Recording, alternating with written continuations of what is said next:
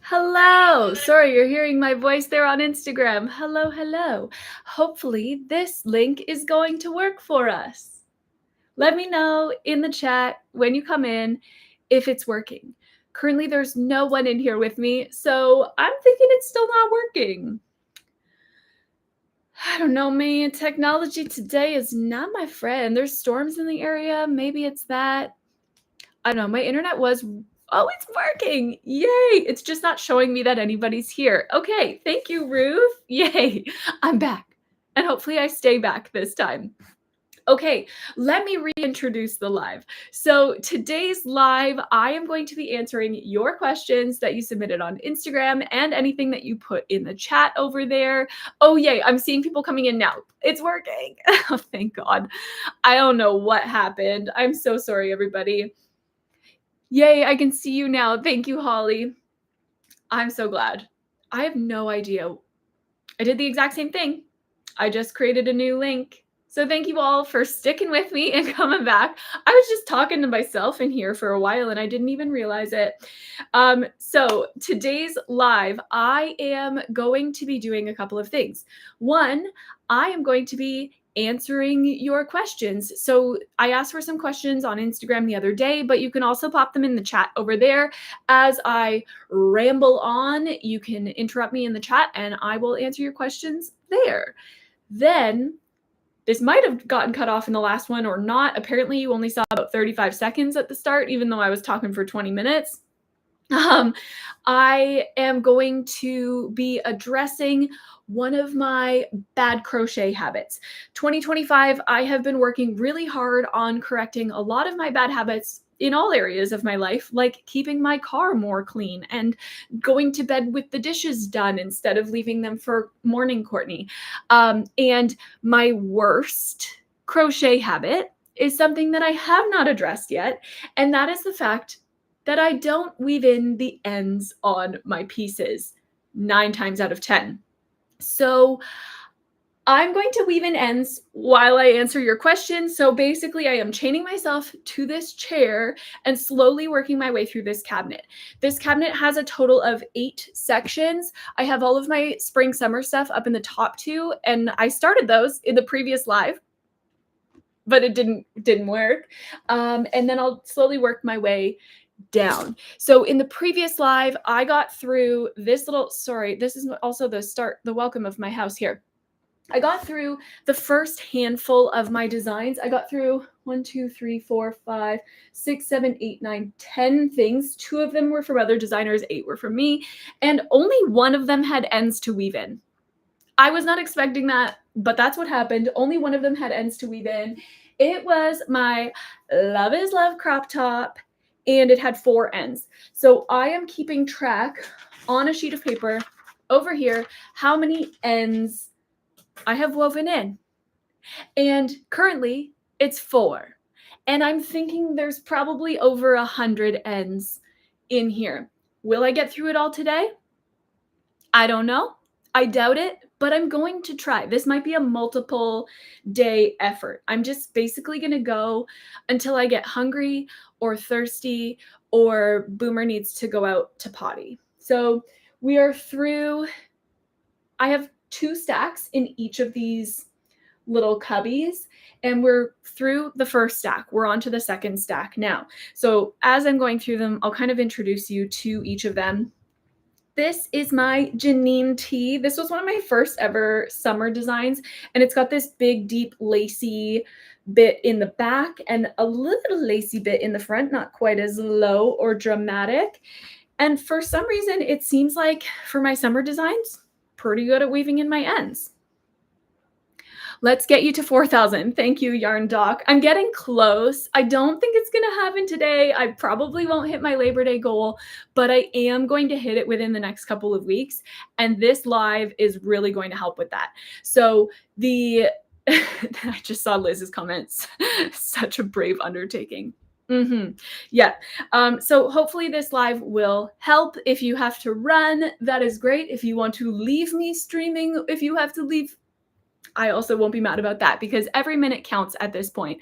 I have crossed over the 3,500 watch hours threshold.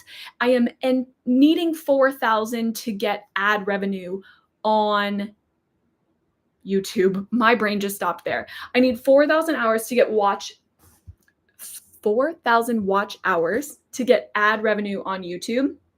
And right now I have over 3,000. So the first threshold is 3,000. And when you hit 3,000, you unlock the ability to have super chats on your lives, and you unlock the ability to create a membership on your channel. I don't have a membership, so there's nothing for you to sign up for.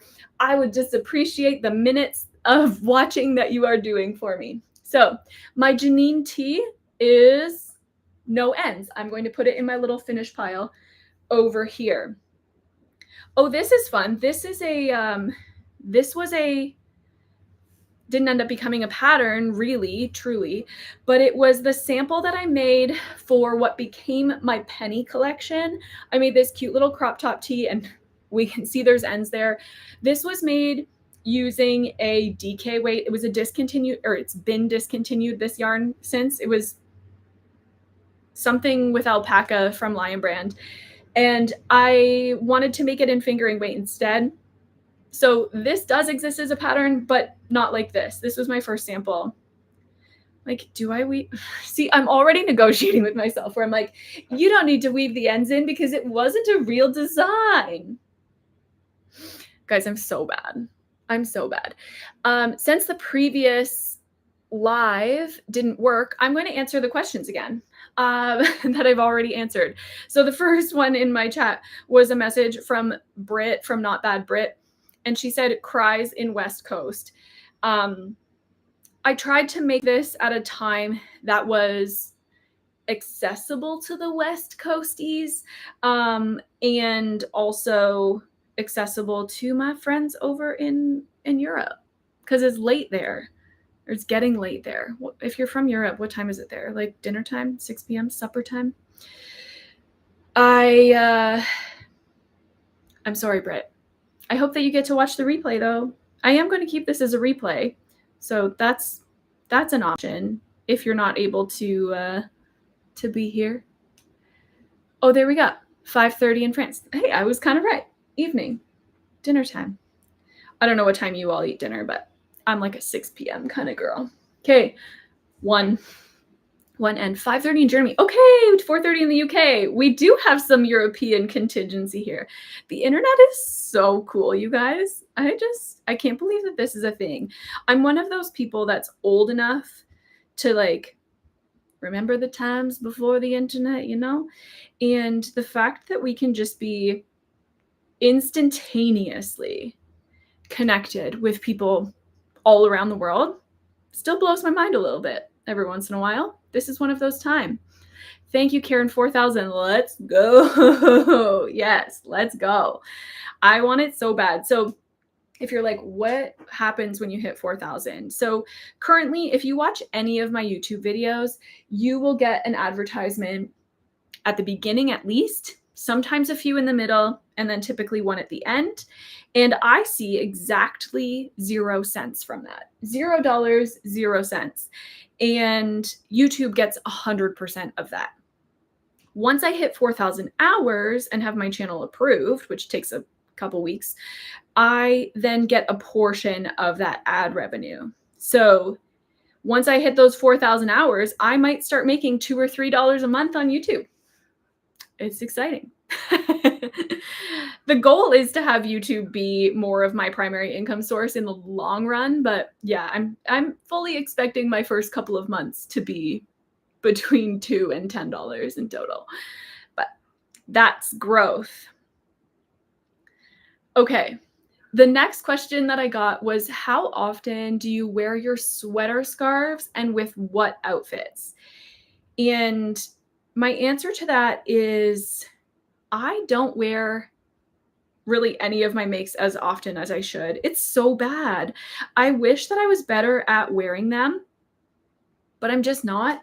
I don't know why that is. I think it's because they're my babies. I put so much into them that I'm like, I don't want to wreck them. Anyways, this end's already woven through. I crocheted over it. We're just gonna cut it. Same with this end of it. I think that's 5 for this. Maybe I put these over here. 2, 3, 4, 5. Yeah, I did 5 so far on this one. So with the sweater scarves, when wearing the sweater scarves, you have kind of 2 options. You can dress them up or you can dress them down. So for dressing them up, I mean, Chantel, queen of the knitted sweater scarf, and who I've collaborated with on a sweater scarf pattern in the past, she wears hers with her wedding dress. So like you could wear this as a shawl for your wedding or for a friend's wedding. I've seen photos of bridesmaids wearing them. So they can be like super formal, especially the lighter weight ones, like the Cloudscape sweater scarf that Chantel and I collaborated on. It's made with mohair and it's super fuzzy. And yeah, that you can totally dress up. I also have a new sweater scarf coming out in November that is absolutely stunning. I've already let my ego get the best of me, and I'm calling it my magnum opus. Ego, I'm telling you. Anyways, it is so stunning, and it's also one that you'll totally be able to dress up. The whole idea behind it, and it coming out in November, is for it to be a holiday layering thing. So think you're wearing like a nice dress to a holiday party, you got the sweater scarf on. So that's how you can dress up the sweater scarf. If you want to dress down the sweater scarf, jeans and a t-shirt, baby. Jeans and a tank top even.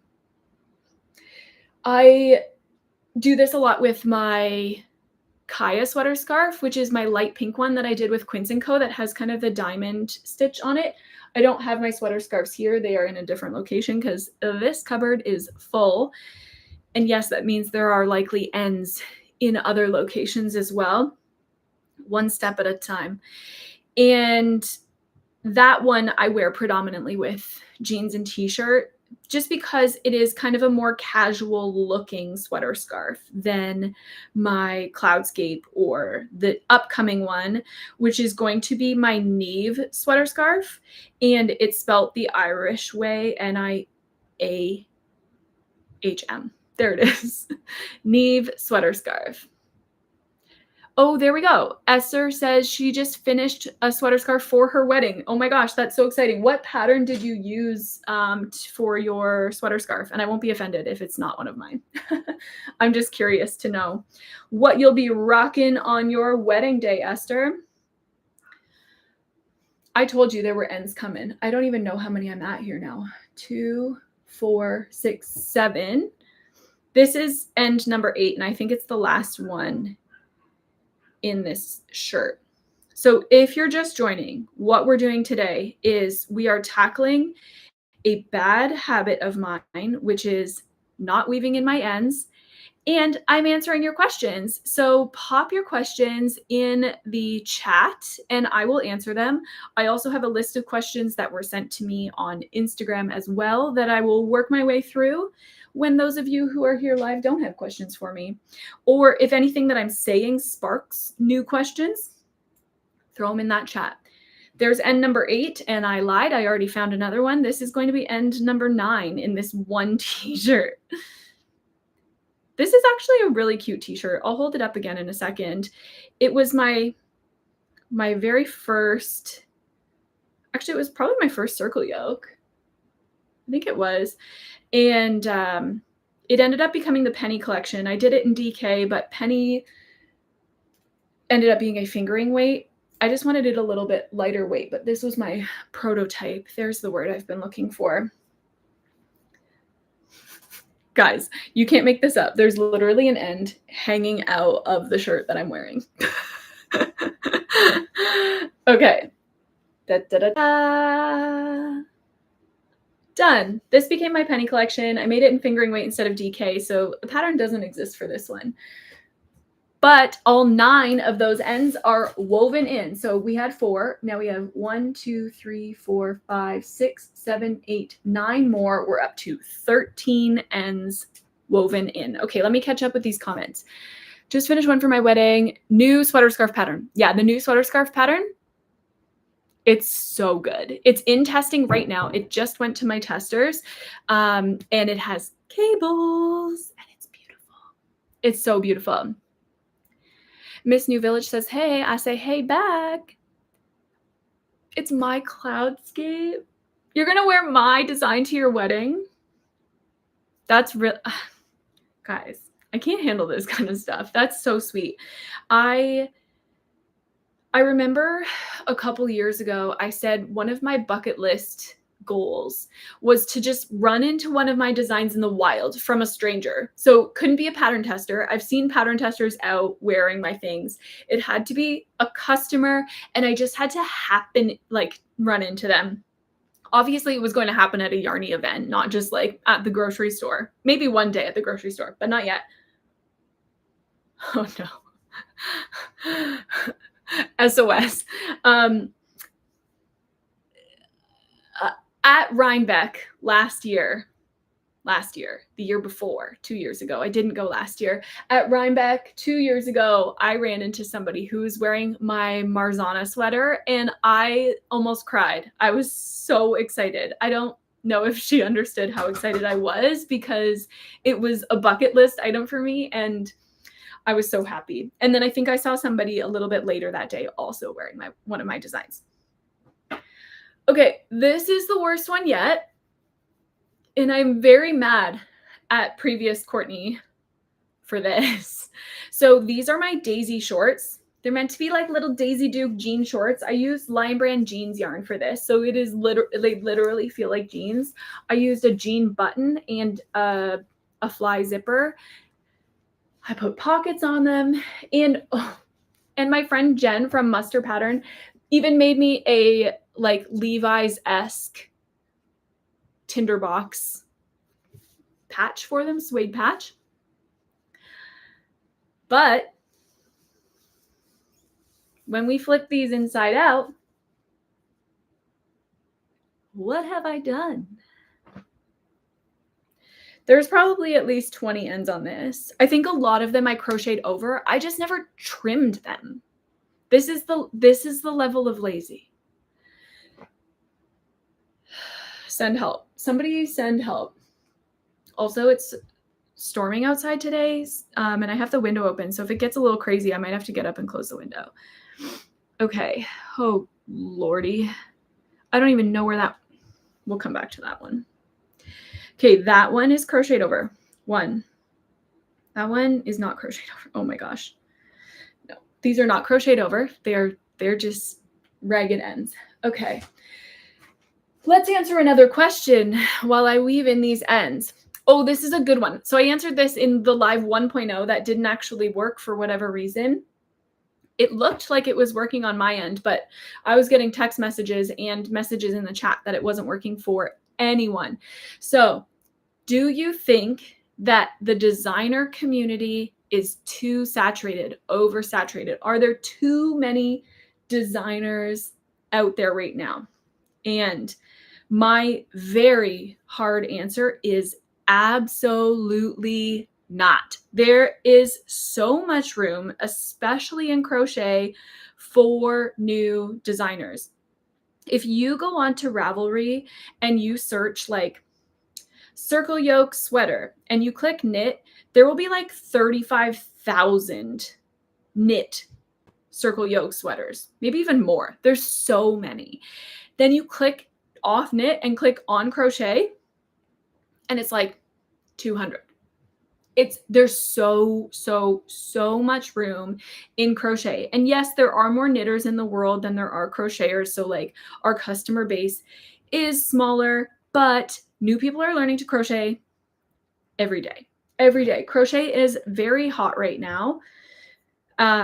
So there is absolutely space for new designers in crochet. When you are, or if you are considering crochet designing, there are also just like so many more resources available to new designers now than there ever was before. You have so much available at your fingertips that didn't exist when I started designing clothing like 10 years ago. So many blogs, so many YouTube videos, so many resources. Just make sure you're really doing your homework on the not copying piece. And my two favorite ways to check if something already exists is to check on Ravelry, and you use all those little attributes on Ravelry like crochet, like if there's color work or not, if there's lace or not, if it's a circle yoke or not, if it's top down, if it's seamed, whatever. You use those things to refine for the idea that you have in your head. And then you look through the designs that are there and see if any of them resemble the idea that you already have in your brain. If they do, you're going to need to tweak the idea in your brain. If they don't already exist, go for it. But yeah, if they do already exist, just tweak the idea enough that it's different enough. Like if you look at, I'll go back to knitting circle yokes again. If you go back to knit circle yoke patterns, there are dozens that look incredibly similar, like incredibly similar. Whereas in crochet, that doesn't really happen because there's so many gaps between this circle yoke sweater and that circle yoke sweater that you can create something that's half this one and half that one, but unique enough that there's space for it. So just do your homework. There is room. There is space. Come on in. The more the merrier, because I mean, some people in this community really think that not necessarily the more the merrier, but I'm the complete opposite. I think the more the merrier. And I think that like a rising, what is it? A rising tide raises all ships, something like that. If we're all out here crocheting these new designs and attracting new customers, we're all ending up building each other's customer base. So come on over, crochet some stuff, design some stuff. I just lost my needle in my chair. Oh no, it fell to the ground. There is lots of room in the crochet world for new designers. Lots and lots. Lots and lots. Crochet clothing is a relatively new thing. Crochet for a very long time was just like doilies and tablecloths and home decor. But now there's several of us crocheting clothing, and that's really cool. So come on over, join the club. Okay. I think it's more like you prioritize your time to meet your business and health needs rather than laziness. Thank you, Liz. That's very sweet. I also think, and this is something that my dad said he always struggled with in his business as well, is like that last 5% of any project, it's a slog. So when I'm in those last few rounds of a sweater, the last few rows of a sweater scarf or whatever, I don't know. Some people like get excited. I'm like, I just want this to be done because I have 12 more ideas that I want to do. And I block my stuff before I weave in my ends. So I block it, then I take it off the blocking mats, and then I completely forget about weaving in my ends. And I've fully lost track of how many ends I've pulled out of this. 1, 2, 3, 4, 5, 6, I think. 7, 8. Those two can just be trimmed. 8. I was thinking about you, Liz, on the first round of the weaving in my ends, because one of the first designs that I pulled out was my Katie tank, which has these open sides and this racer back. And Liz was one of my testers for that tank top. Yarn Doc, what is your most complicated pattern? The one that you would put in the advanced category.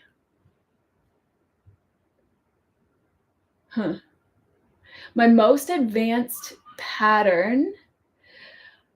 My Sawyer shacket is up there. The stitches in it are pretty easy, but there's just a lot of pieces, and they're seamed together using the crab stitch to get that really cool beading look. So yeah, the Sawyer shacket's up there. My upcoming sweater scarf, the Neve sweater scarf, is definitely a challenging one because it's cables, and I've never really, have I ever done cables before? No. This is my first design with cables. You can probably hear the little tippy tappies my dog just walked through. um, yeah, my new sweater scarf will be up there as well too. I do try to keep things at least intermediate. I don't want anything to be like too crazy difficult. One, because it makes it nearly impossible for me to write the pattern up. And then it just makes it so hard for my customers. And that's discouraging. I don't want anybody to be discouraged, you know? I want people to be successful at their making. I want them to have a finished object that they love and want to wear and not be frustrated the whole time that they're making it. I say that the Neve sweater scarf is probably going to be my most challenging just because of the cables. But the reason that I think that that is like my masterpiece is because it has written row by row instructions, which to me, I'm like, I could never use those. It's like HDC4, crossing over 3 stitches, cross back. I'm like, can't understand. So it has the row by row instructions. It has the stitch charts. So you can follow the stitch charts for the 2 different cables. And it has tutorial videos. There's 2 different cables. There's a braided cable up each side, and then there's a wider lattice cable up the middle. And I did YouTube video tutorials for each of those cables. One of those videos is like 25 minutes long and one is over 50 minutes long.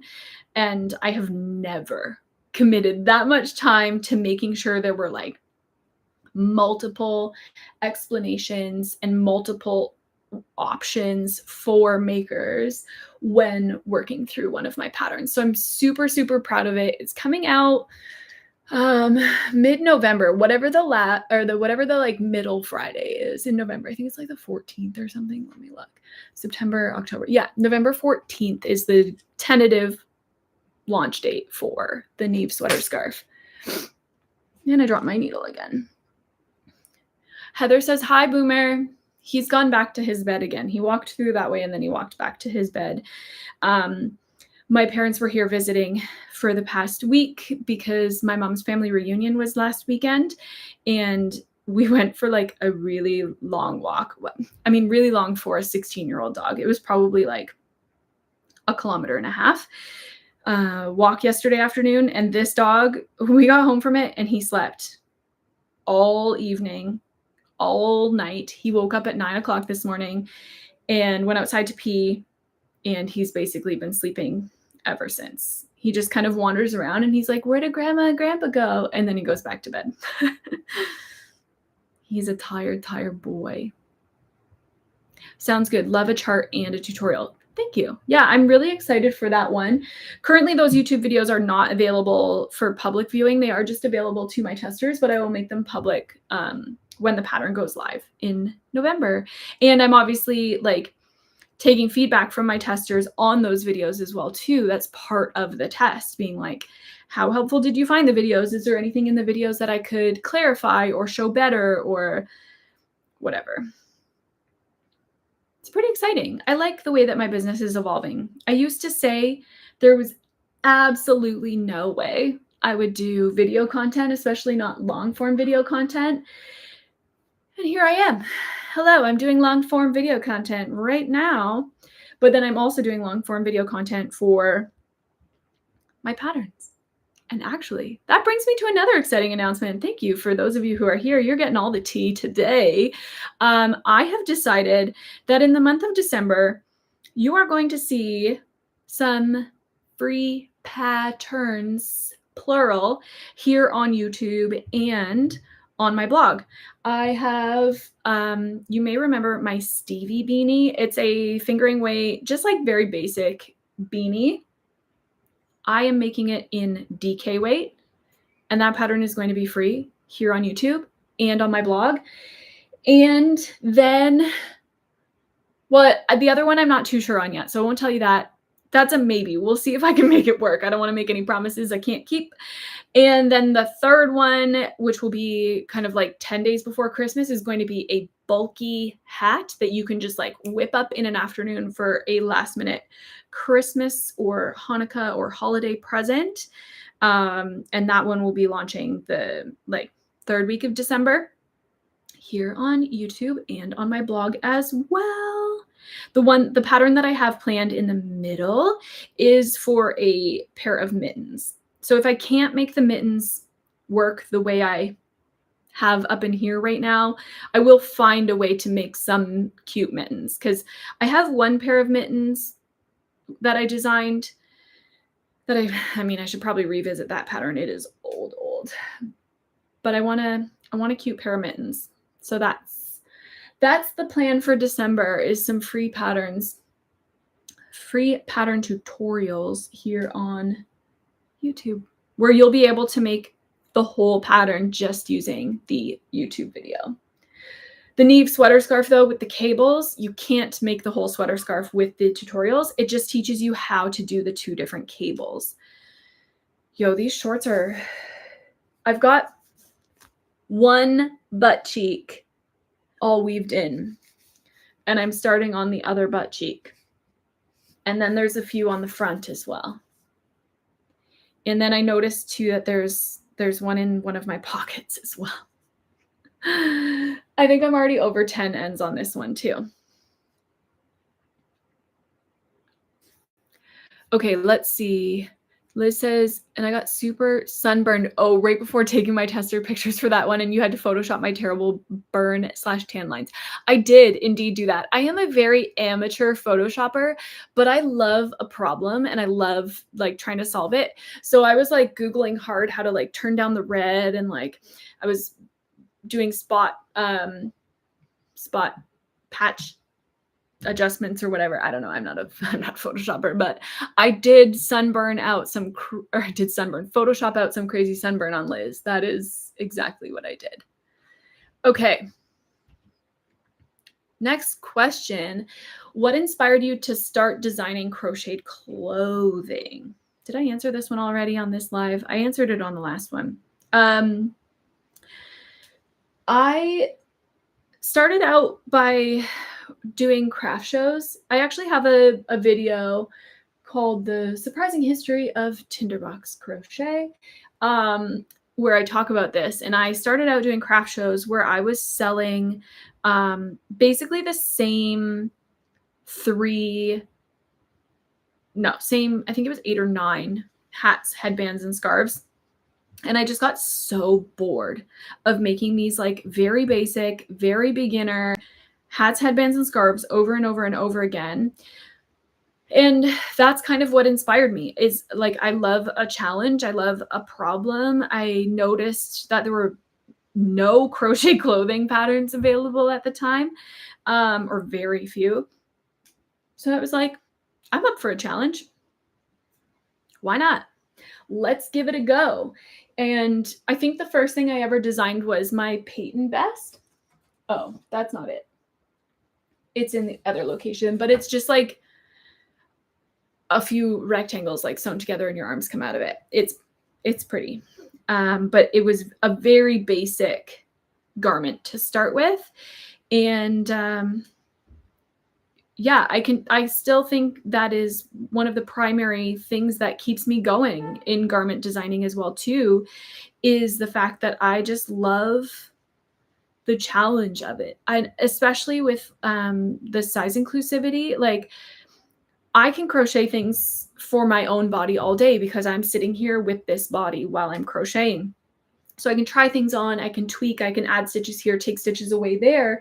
But as we all know, each of our bodies is unique and has different shapes in different places. And trying to find ways to work that into my designs is it's something that I enjoy doing. It is a challenge that, one, I think is important, and two, that I genuinely enjoy doing. I think that no matter what shape or size someone's body is, they deserve to have clothing that they like how it fits, that they want to wear, that is comfortable for them, and that fits them in a similar way to how it fits my body. So that is, I think, a big motivating force for me in continuing on my crochet designing journey is, yeah, the challenge of making it look the same across as many bodies as possible. And actually, my first ever men's and women's design is coming out in October. I forget if I've named that sweater or not. Right now in the test, it's just called the October sweater. I don't think I've named it. I want a unisex name for it. I have a couple of ideas, a couple of favorites, but I haven't firmly decided on what I want it to be yet. But it's just a basic DK weight circle yoke sweater, and it's in all 9 of the Craft Yarn Council women's sizes. And I actually learned that Craft Yarn Council only has 8 men's sizes. They are small to 5X. So I kind of did a little research and created an extra small as well too. So there are 9 sizes for the men's version as well. And I have that in testing currently. So that's a fun new challenge for me. It's similar enough, but men's proportions, especially like their shoulder width and their bicep, is different. Their height is different. So it was kind of fun to learn where I needed to make those tweaks to make it work for men's bodies as well. That's a very long-winded answer to what inspired me to start designing clothing. Okay. How do I come up with new designs? I don't know. My brain comes up with a lot of like weird stuff, and I try and make it happen. A lot of stuff I see in the wild. I'll see somebody wearing a t-shirt that I was like, oh, that's really cool. I like how those stripes look, or I like that fit of it. I want to make that. That's, I'd say, probably 30 to 50%. And then, and this is a controversial topic as of late because I saw somebody posting about it, but I like to go to fast fashion websites and see what they're selling, see what's popular right now. Obviously, I am not a supporter of fast fashion as a slow fashion designer myself. And a lot of fast fashion sites like Shein, whatever, they are known for ripping off indie designers. So I will go there for very early stages of inspiration and then do those due diligence checks like I talked about earlier, where I check Ravelry, I'll check Google Images, I'll check Pinterest to see if those things already exist in crochet and in knitting, to make sure that my design idea is going to be different enough from what already exists in the knit and crochet world. So those are kind of my 2 biggest places of inspiration. And then sometimes I just get crocheting and see what comes out of the hooks. I don't know. It's all over the place with where the inspiration comes from.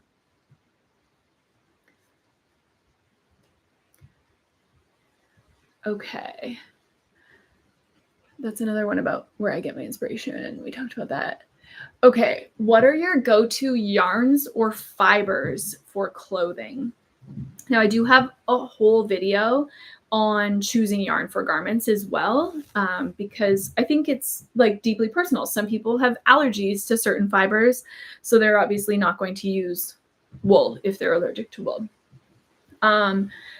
I would say that the first thing that I consider when deciding what yarn to work with is ensuring that the business that I'm working with aligns with my morals and ethics.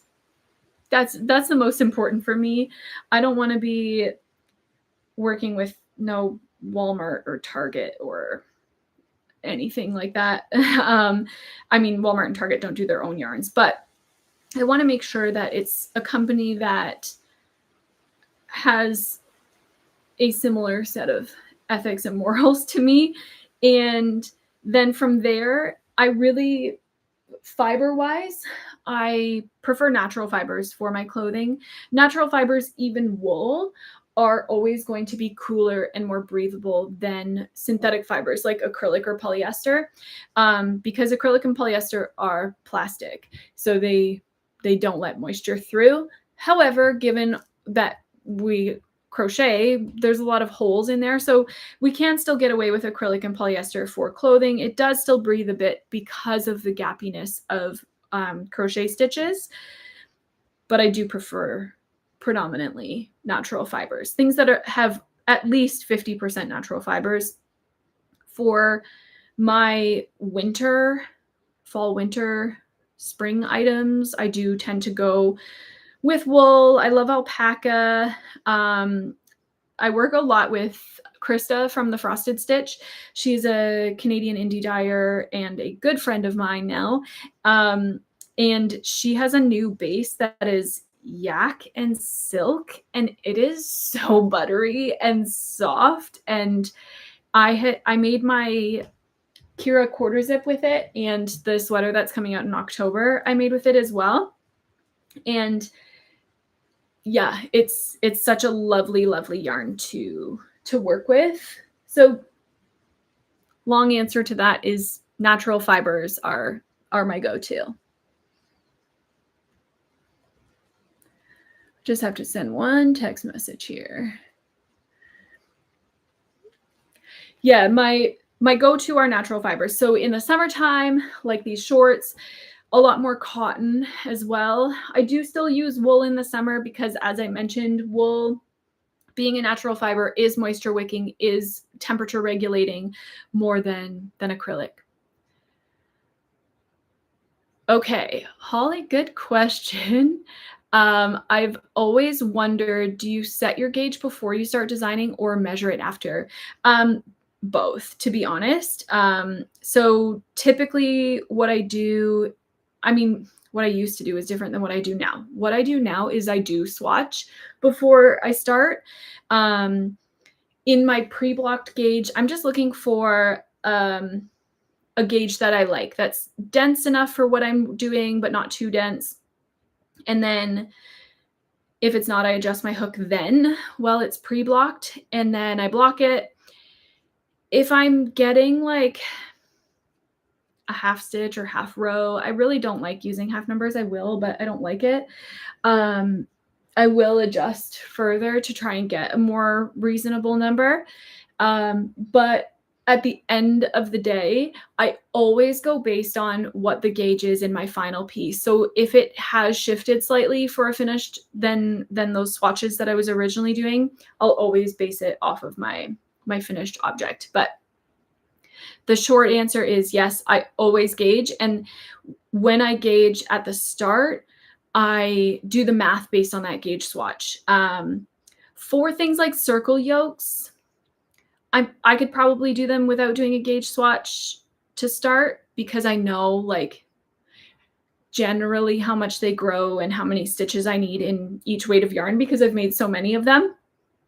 But each fiber is going to block differently. So I do swatch every design now. I didn't used to, which is crazy for me as the gauge monster. I didn't used to, but I do now. I always swatch. So I'm starting working on that Stevie Beanie DK version, and I even swatched for it, even as just a beanie. I was like, no, we definitely need to swatch this. So I swatched it 2 days ago, and I'm going to start working on it tomorrow, probably.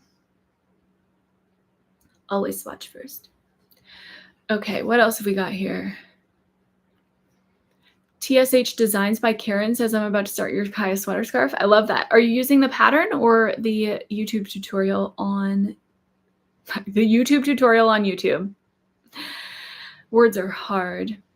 Love the Frosted Stitch. Can't wait to try that base. Yeah, Krista is a genius. Like, her colors are really beautiful. For me, the genius comes in with how consistent she is over time, over bases, over like it just from skein to skein is just so consistent. Yeah. And she always is coming up with these or finding these new cool bases that nobody's ever heard of, like yak and silk. Love that. It's so soft. It reminds me a lot of like bamboo yarn. If we're looking at like more of a summer yarn, the yak silk has that like slippery, soft feel of the bamboo, but it's yak and silk and it's lovely. I am still weaving in the ends on these shorts. I'm gonna have to do 8 lives in order to finish weaving in all the ends. I knew that my brain would start to like break with reality weaving all these ends in. If you've joined in the last 20 minutes since I last mentioned what I'm doing here today is I'm answering your questions and I'm breaking my bad habit of not weaving in my yarn ends on my projects. So I'm going back through all my old projects in my closet here and weaving in all of my ends. And these shorts, I am well over 20 ends on them that were not woven in, because it's like several pieces that are sewn together and there's short rows in the back here to like give it that little V. Do you see that little V there? So those all had ends. I don't know why I am the way that I am, but I am the way that I am, and I don't weave in my ends. And I need to stop doing that. Because if I did this as I went, I'd only have a handful of ends to weave in for each project rather than having 500 ends to weave in years later. Do you have a weaving in ends tutorial? I don't, but it is on my list. So I have a list of videos that I want to do for YouTube. It's a long list though. I'm surprised every once in a while I come up with a new one and I add it to the list. I have probably 20 or 30 items on that list. So there will be one eventually. It's not yet. Briefly, what I do to weave in my ends. So typically when I'm crocheting and I change over yarns, I do it on the last loop of a stitch and then I pull through both and I knot it together. I know, I'm one of those people. I knot it. I pull through both loops and then I kind of lay the 2 yarn ends across the tops of the stitches. So then I crochet over top of the ends. So then the ends are going in one direction through the stitches. And then sometimes I'll just cut them after they've only been through like 4 or 5 stitches in each direction. But what I think you're supposed to do is to get them going in the opposite direction as well too. So then I'll weave them down through a stitch and then across the row below or above. That's how I do it. I don't know that it's the right way, but I find it to be an efficient way. Does it split like bamboo? Oh, the yak base? No, it doesn't. True Boo from Lion Brand. I mean, I love that yarn. Don't get me wrong. I love it, but it is really splitty. And I think that's more about the twist on that yarn. And because it's a plant-based fiber, plant-based fibers don't have those little like, they don't have that built-in Velcro like animal fibers do. They don't have the little barbs in them. So they're a lot more slippery. They don't stick together. But yeah, the yak base, I don't remember it being splitty at all. I find that the bases that indie dyers use typically have like a higher spin on them than more of like the larger company ones. It's nothing against the larger company ones. Like budget yarns are great. I'm weaving in ends on one right now. But I do find that the spin is tighter on indie dyed yarns, and that really helps with the splitting. It doesn't split so much. And yeah, plant-based fibers are always going to be more splitty than animal fibers, as I'm weaving in ends on cotton, and these ends are very splitty. Oh, I don't know, guys. I'm at 2, 4. I'm going to just group these. 2, 4, 6, 8, 10, 12, 14, 16, 18, 20. I'm over 30 ends on this pair of shorts so far. So that's 20, 2, 4, 6, 8, 30. I'm at 33 So that's 30, and that's 3. I'm at 30. I'm getting there. I'm close. I'm getting close. Okay, let's look at what I've got here. How long does it take to design and make a full crochet garment? So full process, start to finish, 6 to 8 months, depending on the piece. Like currently I am working with yarn companies and indie dyers through till the end of Q1 2026. So that's September, October, November, December, January, February, March, 7 months ahead. The actual crocheting depends so much on the weight of the yarn, the difficulty of the stitches, how many times I have to frog it. As we know, I had to do a lot of frogging this summer. I would estimate, say for a sweater, anywhere between 20 and 45, 50 hours of actual crocheting time, probably. Pattern writing time, again, for something more simple, between grading and pattern writing, I could probably knock it out in like 2 working days. So 10 to 16 hours, let's say, even less for some, maybe like 6 to 16 hours, depending on the thing. Then pattern testing is typically, for a garment, 8 to 14 weeks, depending on the garment. And depending on how many mistakes I make in the pattern, that'll dictate how much time that actual pattern testing, like minutes of time worked, I do on that. I don't know how people like lawyers like keep track of their number of minutes that they're charging to their clients, because I do not keep track of the number of minutes I work. That would be something I would really not do well at if I was a lawyer. There's a lot of things I wouldn't do well at if I was a lawyer. Who am I kidding? But that would be one that I would really suck at. I'm not good at keeping track of my time, that's for sure. But overall, if I'm designing and releasing a new garment pattern every month, we can assume that one garment is about a month's worth of work, all things in, because anytime where I've done more than a garment a month, it's been too much work. Like I can't keep up with it. It's too much between the making of it, the pattern testing, the marketing, the everything else. Like it's too much. So one garment is roughly 1 month's worth of work. So however much you work in a month, that's how long a garment takes. Billable hours. Yeah, that's it. Billable hours. I could never keep track of something like that. Never, ever. There's a lot of things I could never do. Like, I don't know how.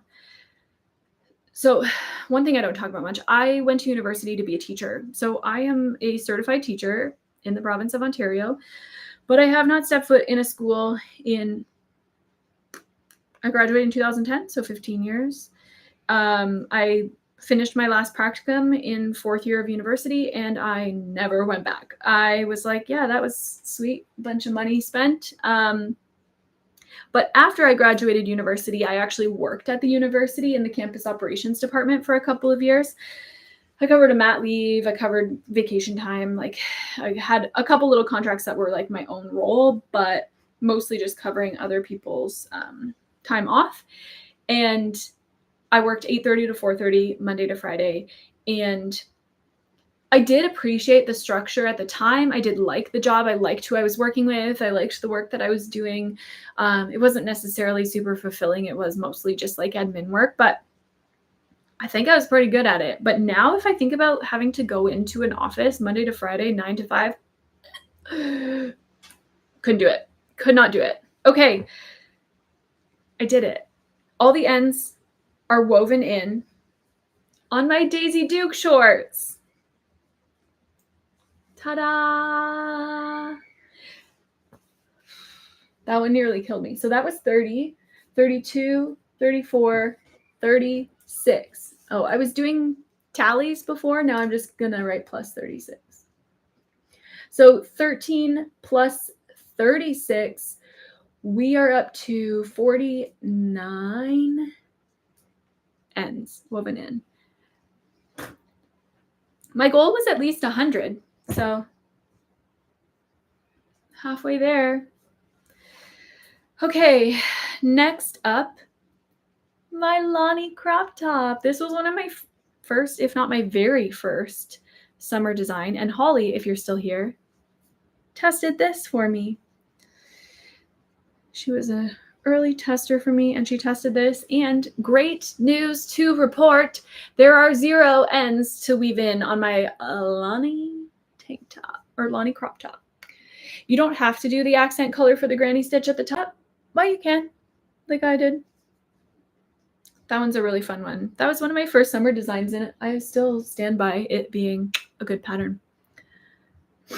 Okay, next, this one is a stash buster of a design. This is my Everly Tee, a V-neck t-shirt, and I do see some ends here.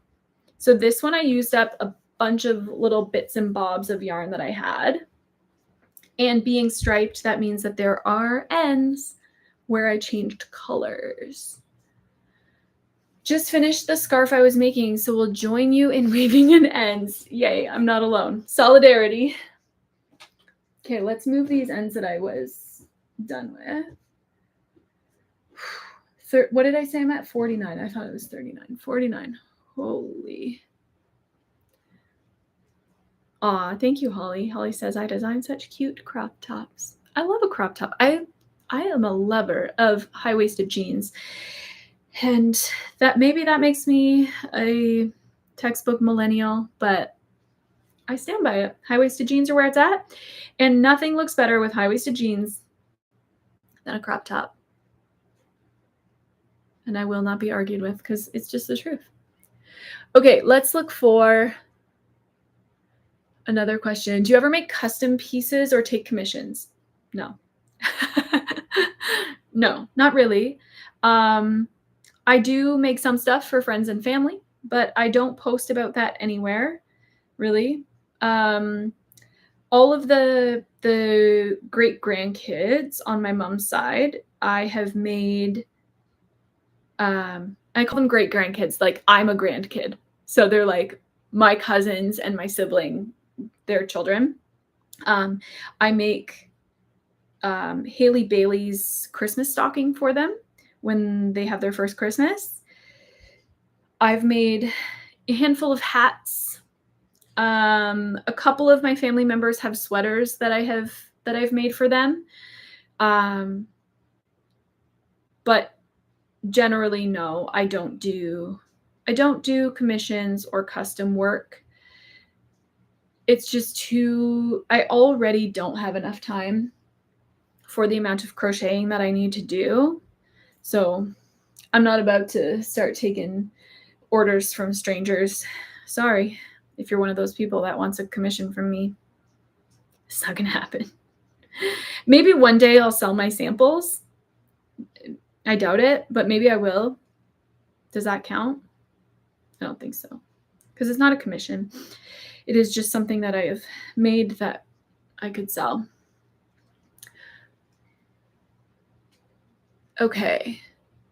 Well, I already kind of covered that one. What advice do you have for someone designing their first garment? Keep it simple. Keep it simple. Don't start with the 32 stitch lace repeating raglan. Start with a double crochet circle yoke. Just find ways to make it unique. That's all I ask.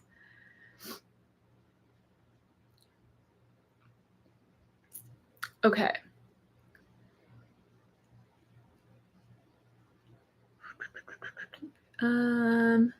Why am I having trouble? How do you stay motivated and avoid burnout? I truly don't know. I think the biggest thing is that ever since I graduated university, I have lacked that that gumption that some people have to work. I am not a live to work person. I am a work to live person. So if I can't get something done in a certain time frame, or I need to push something back, or I need to say no to things, I just do. I think saying no is a big one. Saying yes to things that I enjoy making is a big one, and not taking on too much. The times when I don't like my job the most are times when I have said yes to too many things or have assigned myself too many projects.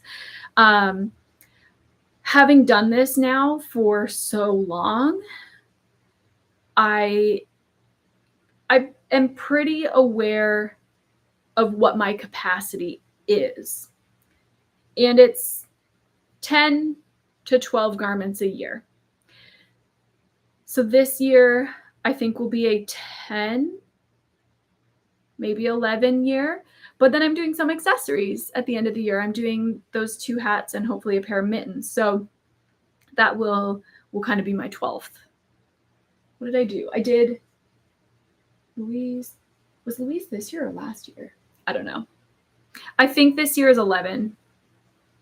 So I think that is my biggest secret, is just keeping it to a manageable level and figuring out what works for you. Like, I don't have kids, so I don't need to balance that time. I just balance time with the people in my life that I need to balance time with, and my friends and my family.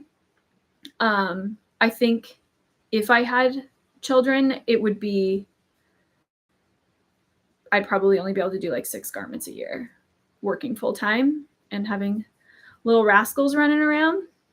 I honestly don't even understand how people with kids get anything done, but that's just me. Seems like a whole lot of work. So that is my advice. Only take on what you can take on. Don't take on more than you can. I have not had a single sip of water, and I have just been stream of consciousness yapping since I got on here an hour ago. You hear my gulps?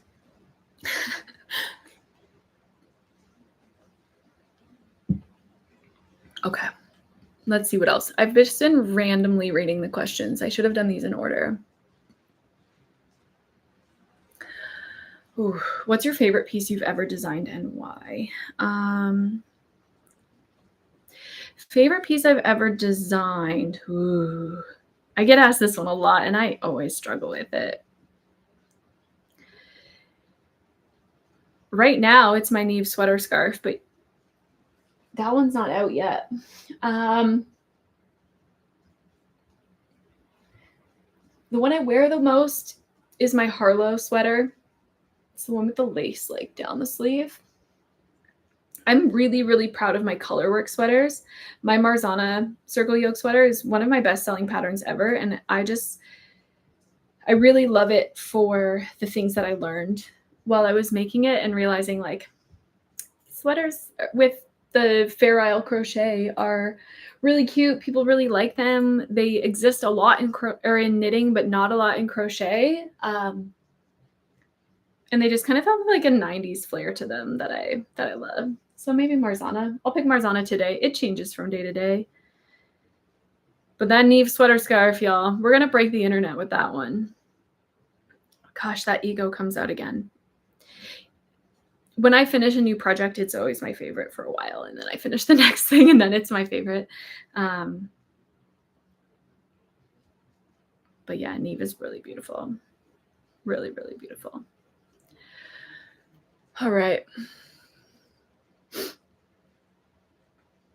Oh yeah, where do I draw inspiration from? We talked about that. Do you have a favorite stitch? Yes. Of the basic stitches, half double crochet all day. All day. Half double crochet, world's best stitch. Because it is fast and it's not super dense like a single crochet, and it's not super holey like a double crochet. It I just also really love the way that it looks, whether it's worked in turned rows or rounds or continuous rows or rounds. I just really like how it looks. It's my favorite stitch. Half double crochet all day, baby. I also love working half double crochet into my any ribbing that I do. So like a half double crochet in the third loop, it's that like one little loop in the back, or if you're doing turned rows, it's in the front. Creates a really beautiful ribbing. Or alternating rows of half double crochet back loop only and slip stitch back loop only, or yarn over slip stitch back loop only.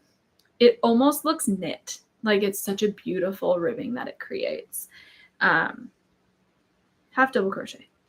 Favorite stitch. Favorite stitch to use in combination with other stitches as well. It's undeniably the best stitch in crochet. Half double.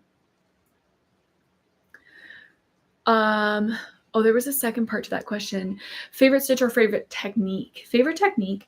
The favorite thing that I incorporate into my patterns, into my sweaters, I guess into all my patterns, is learning that the front of your neck is lower than the back of your neck. So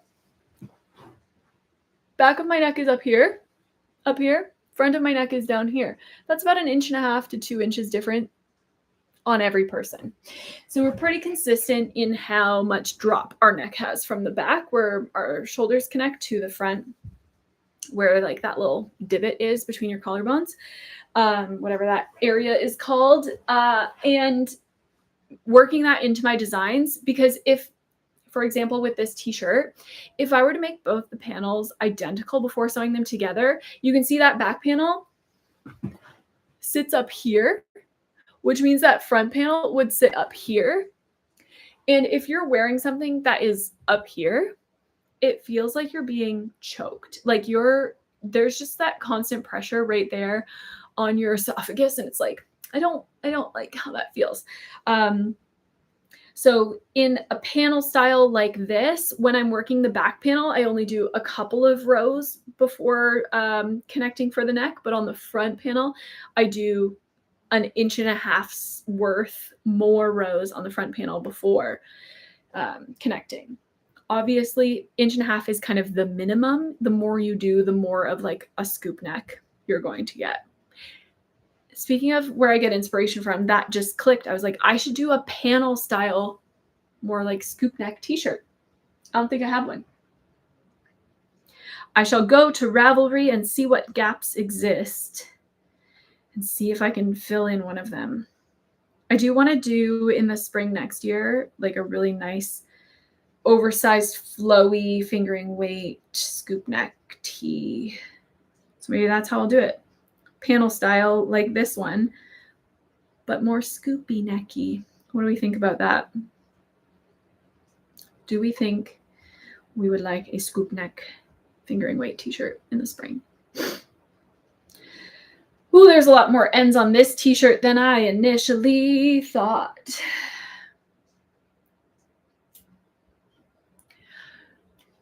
Oh, and then talking about that drop from the back of your neck to the front.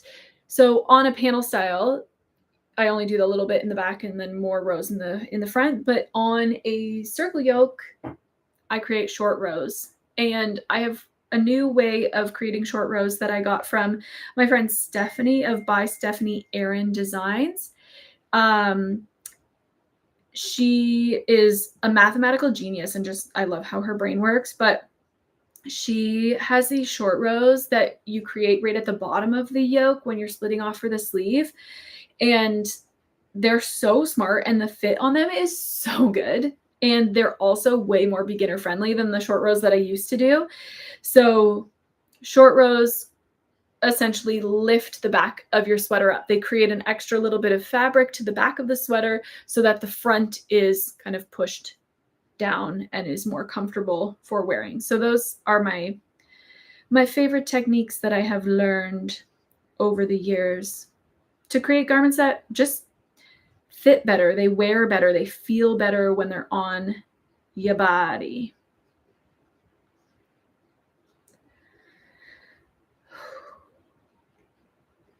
I'm definitely not getting through weaving in the ends on all of these today. This is part 1 of 6 or 8. Whose idea was this torturous event? It's something that needs to be done. What also needs to be done is clearing out my email inbox. My personal one. My business one I did a couple years ago where I had like thousands of emails in there. And I unsubscribed to lots and put things in the right folders and yada, yada, yada. Now my business email, beautiful. Never onto a second page on Google or Gmail. That's my goal with that. But my personal email, as of today, 6,807 unread. Even more read. That needs to be stopped. I also need to organize the photos and videos on my phone. I take photos and videos and screenshots of everything, and I never delete them. I have like 40,000 images and videos. Never gonna look at all those. That needs to be dealt with too. But one project at a time. All just these little micro bad habits that add stress and anxiety to life that are a little bit daunting to tackle, but in the end, once you have like a better system in place, it just makes your life so much easier. If I just wove my ends in every time I finished a project, I wouldn't be here today. I wouldn't be here. Well, I would be here, but I wouldn't be doing this. I'd be doing something more fun than weaving in my ends. Okay, one armpit done and like 2 stripes done. It never ends. All right. Love a scoop neck. Yes, we love a scoop neck. We sure do. I like Chelsea's top from Knitting Tipsy. She looks at the pictures of the day over the years each day and just organizes those. Oh, I like that. So like on August 28th, you just go to all the photos that you've ever taken on August 28th. Okay, Tessa, that's genius. I mean, you say it's Chelsea's idea, but thank you for sharing that with me. I've never heard Chelsea talk about that. That is brilliant. That is really brilliant. I love that. I also, since I take all of my product photos and all of my process photos as well too on my phone, my personal phone. I just have the one. So I need to, like, after I do a photo shoot for a new design, I need to then put those photos not on my phone. They need to go onto the hard drive into a folder so that I have access to them if I need them for promotional purposes or whatever, but so that there's not 300 photos, and delete the ones where my face is like this. I have so many photos of design photo shoots where I'm like, or like talking, my face is all, I could just delete them, but I don't. I like that tip though. I like that a lot. I'm going to do that. Thank you, Chelsea. I love Chelsea. She's a smart lady. Okay. How do you approach sizing and fit for different body types? A lot of this I learned slowly over a number of years. And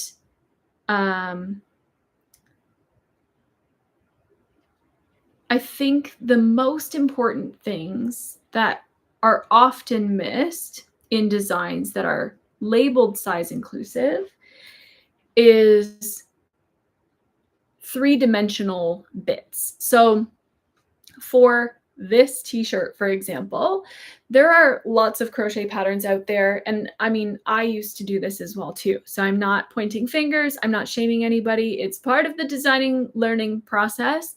But if you just sew two squares or two rectangles together, sure, it makes a t-shirt-ish for some sizes. But for other sizes, our shoulder to shoulder measurements don't go up as much as our bust measurements do. So if you are increasing that bust measurement by 4 inches per size, like you do for the Craft Yarn Council, that means that the shoulder to shoulder is getting 2 inches wider each time, right? And our shoulders don't go up by 2 inches each time. That would either make the extra small people like their shoulder to shoulder like this, or the 5X people, their shoulders like this. And that's not what happens. Our shoulder to shoulders are pretty standard. They only go up by a couple of inches from extra small to 5XL. So creating some 3-dimension here. So what I do for panel style like this is I come down from the shoulders, I do a few rows of increases like this, and then add some stitches in the underarms. For a circle yoke, it comes down like this, and then I'm casting on or chaining some stitches in the underarms to create some 3-dimension. It does help with like some of the extra fabric, especially in knitting and crochet, that we can get in those armpits as well too. Adding 3 dimensions, because our bodies are not like paper. They're not flat. Even an extra small person is 3-dimensional and should therefore have some components of their garments that are 3-dimensional. And that becomes even more important when grading, when sizing the designs up for plus size folks, making sure that those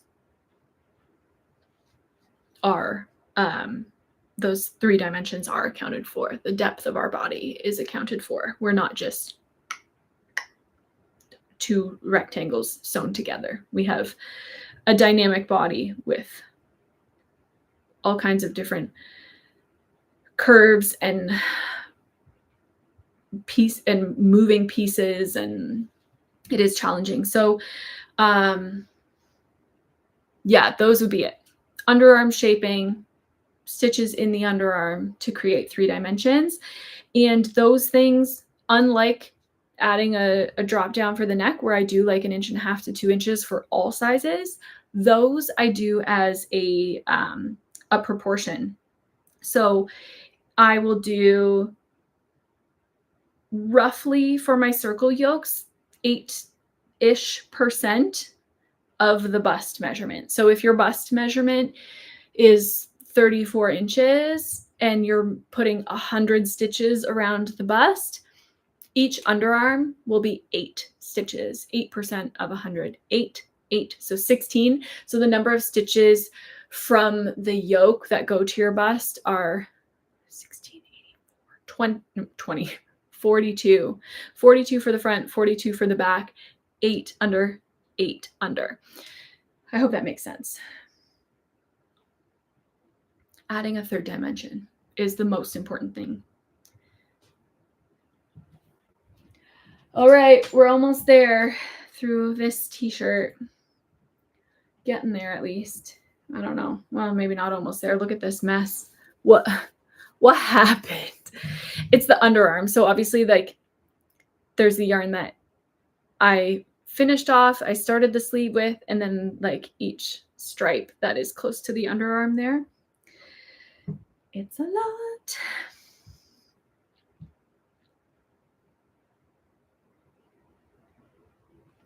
Okay, how do you test patterns before releasing them? There are a couple of things that you can do.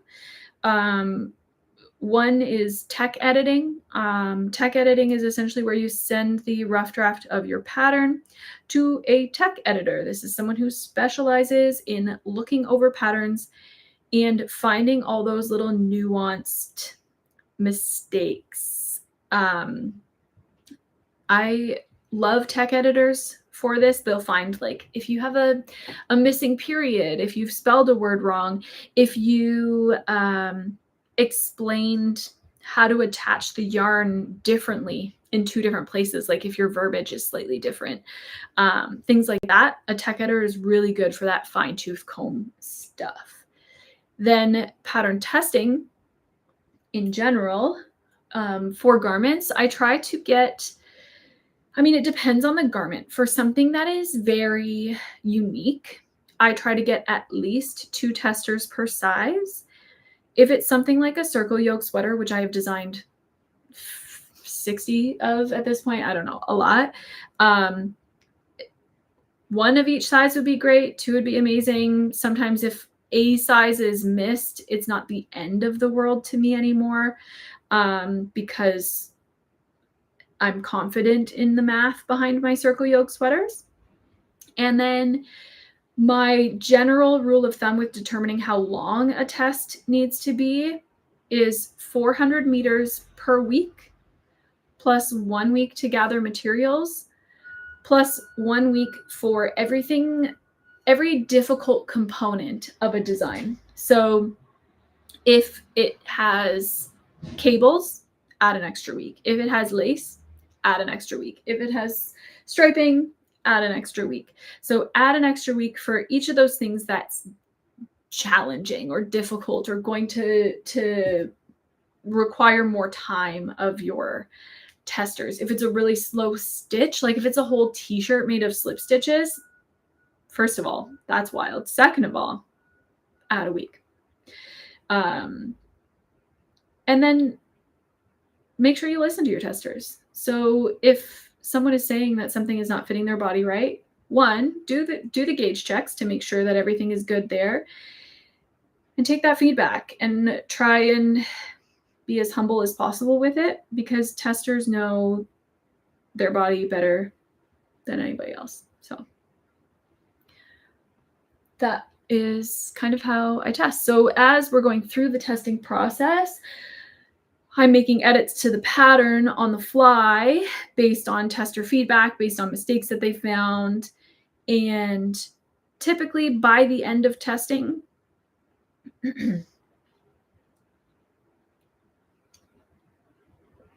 got one of those little tickles. So typically by the end of testing, the pattern is almost ready for launch. There's usually a couple more little tweaks that I made. I input final photos because usually in my testing, I've just done like a rough photo standing right here. But then for the final pattern, I have the fancy photo in it. And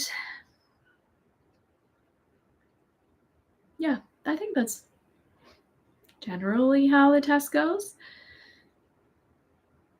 I collect tester notes via a Google form.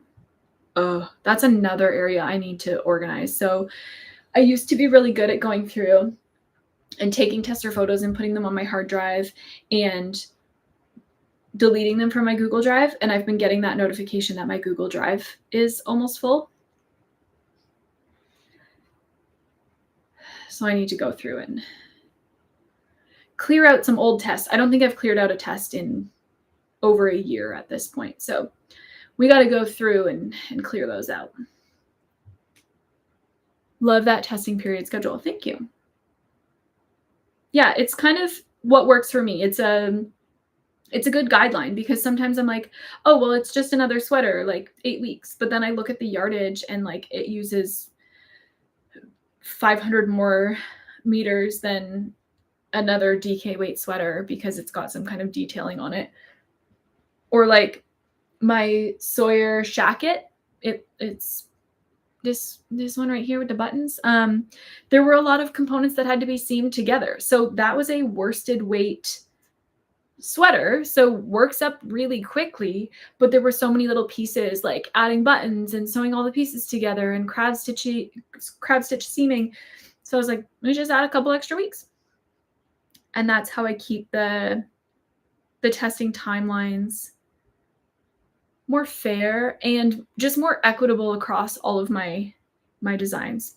400 meters per week, plus 1 for gathering the materials and things at the end, like taking photos and blocking and whatever, and then +1 for every difficult aspect of the design. I'm realizing I should add another week for weaving ends because this is taking forever. I do not like weaving in ends, but I'm trying. I'm trying.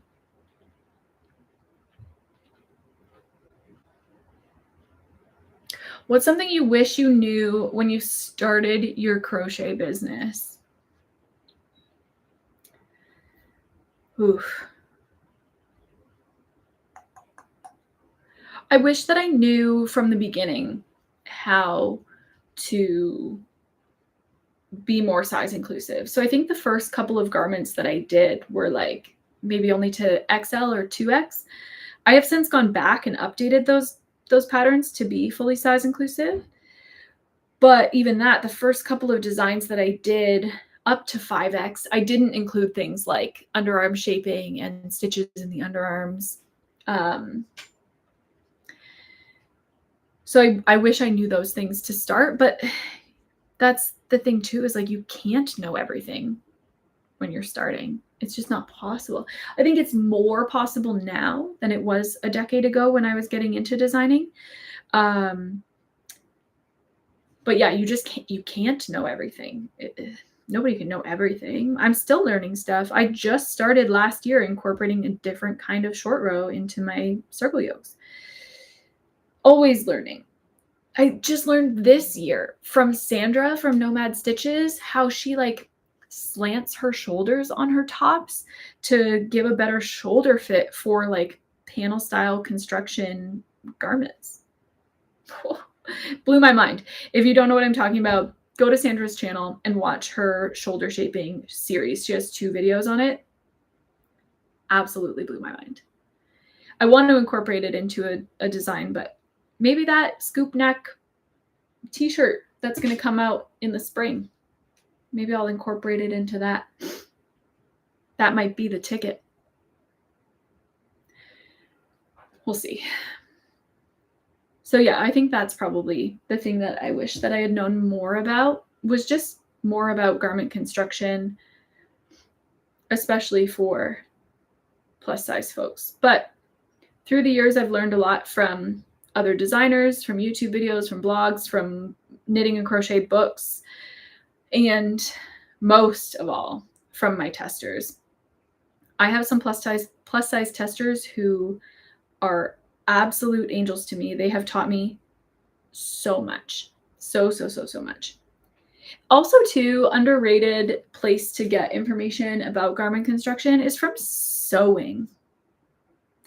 Yes, it's not quite the same as knit and crochet, but like talking about like where to put different more fabric or less fabric for us, more stitches or less stitches, and like where to put shaping.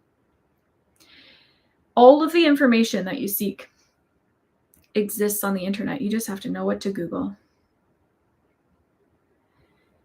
And there are just so many things to know. I'm also still learning a lot, like outside of the crochet aspect of my business, like my business about bookkeeping and taxes and personal finance and saving for retirement and tax and like sales tax. I mean, and like there's just so many businessy kind of things to know as well too. But they don't teach you this kind of stuff in school because I don't know. It's like they don't want us to succeed sometimes, you know? Okay, we have the ends woven in on another piece. This is, if you weren't here when I introduced her like a half an hour ago when I started weaving the ends, this is my Everly tee. And you can make it striped or not. For me, it was a stash buster. That's why it ended up striped. I have now woven in all of the ends on it. And it was a lot. There are a lot of ends here. Let's count them up. So we've got 2, 4, 5, 6, 10, 12, 14, 16, 18, 21. So 49 plus 21. We are up to 70 ends woven in. That just doesn't seem like enough. I've been on here for an hour and a half. That's less than 1 end per minute. Progress, guys. Oh, what are you? Were you from that t-shirt? No. There was a random end on the floor. I was afraid that it was from that shirt and I missed counting it, but I did not. Okay. Oh, let me see here. This is my Madeline t-shirt. Actually, I think this was my first ever circle yoke sweater. This is a prime example of like being a new designer and just trying to do too much. I did so many options in this t-shirt, which it could have just been a basic circle yoke sweater. It is one pattern that I want to revisit. I stand by the pattern. It's fine. But I was just doing so much. So it's got like this open button up back. It's got a side split hem. Keep it simple. When you're designing your first few pieces, just keep it simple. Take it from me. And I made it twice. The second one is the only thing that remains on that top shelf still. But I don't think there's any ends in this one. This was a project that I brought on a trip with me and I finished it early. So I think I was just bored and ended up weaving in all of my ends then. So Madeline T number 1, no ends on it. Okay, let's see Madeline T number 2. I made it this hot pink color. I should wear this one more often. Hot pink Madeline T number 2. What stitch is this? I also think that this is herringbone half double crochet. Again, trying to do too much. I was trying to do too much. Okay, no ends on this one either. Madeline T number 2. No ends. So if you see here, my closet has these 8 little cubbies. We are officially through the first of the 8 cubbies. And I thought that starting, the top 2 cubbies are my tanks, tees, and dresses, all my summer stuff. And I thought starting there would be easier because the pieces are smaller.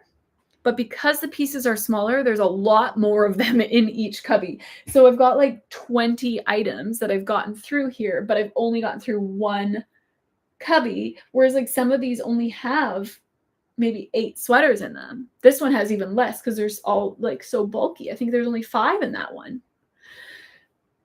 1/8 of the way. I'm definitely not getting them all done today because I'm already running out of steam. But I will do a little bit more. Maybe I'll switch over to some sweaters for a hot minute here.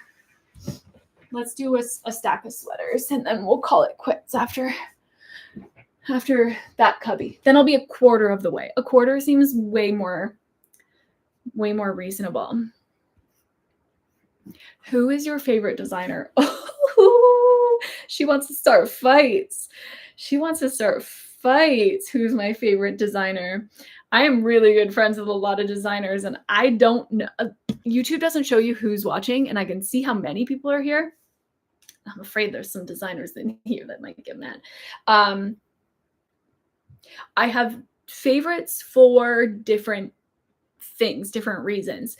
I think that Sandra from Nomad Stitches is like really the crochet designer who knows more about like garment construction and shaping and stuff than any other designer, myself included.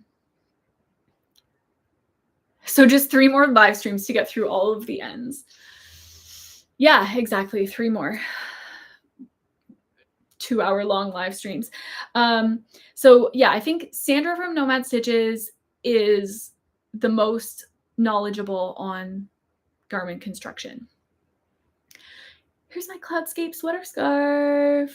She's looking a little wrinkly from being all shoved in there, but Cloudscape sweater scarf. Stephanie Aaron, by Stephanie Aaron. She is one of my best friends, and her math abilities just make her an absolute designing wizard. If I'm ever struggling with something, I call up Steph and I'm like, Steph, how the heck do I do this?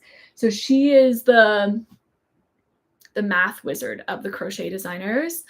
My other friend, Kira, her style, she's just like effortlessly chic style. I love her style. Same with Janine from Knits and Knots Winnipeg. Effortless, breezy style. I feel like I just don't have that style. I'm just such a jeans and t-shirt kind of girl, whereas the two of them are just like, they're so chic and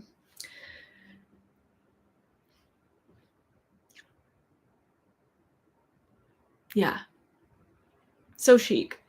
I'll leave it at that. Love them. Those are my three that I'm giving today. I'm gonna forget somebody, and I'm sorry if I did. Very sorry. Okay, this is my Divana sweater, the colorwork sweater with the trees, the little trees on it. This is the worsted version. This sweater I did in 4 different weights. I did it in a fingering, I did it in a DK, I did it in a worsted, and I did it in a bulky. This is the worsted. This used Lion Brand chainette yarn. It was the first time I ever used Lion Brand chainette yarn. I'd heard great things about it from a lot of knitters. Like I know Chantel from Knititude loves her some chainette. I'll be honest, wasn't my favorite. Haven't worked with it since. It's really, really soft. Like it is soft and it's comfy. But I expected, given its like chain construction, for it to be a lot more smooth and not splitty. And for some reason, my hook just like, maybe it was the hook that I was using, but my hook was just like snagging on it all the time. It just drove me nuts. Sorry, Lion Brand. I love you, Lion Brand. But yeah, chainette, not my favorite. And Chantel, if you're watching this, I'm sorry. Okay. How do you stay connected with your audience and followers? This is something that I do really struggle with. I don't love Instagram. And Instagram is where my business was built. And I feel anxious when I'm there. I feel pressure when I'm there. I feel like I can't be myself when I'm there because it just feels like a space where everybody is just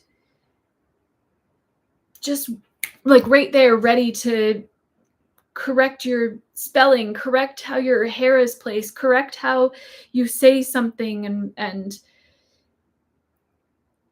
then the Instagram algorithm has just really, really been challenging for the last couple of years now. But it has been my home for a lot of years for my business. So I have a lot of really incredible, loyal followers. I've made a lot of friends through Instagram. Like basically all of my closest friends I've made through Instagram, through this yarny world. And it makes me really sad to think that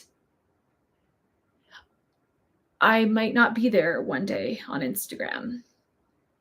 But it is a goal of mine to not be there one day on Instagram. Hence why I'm putting more time into my YouTube channel.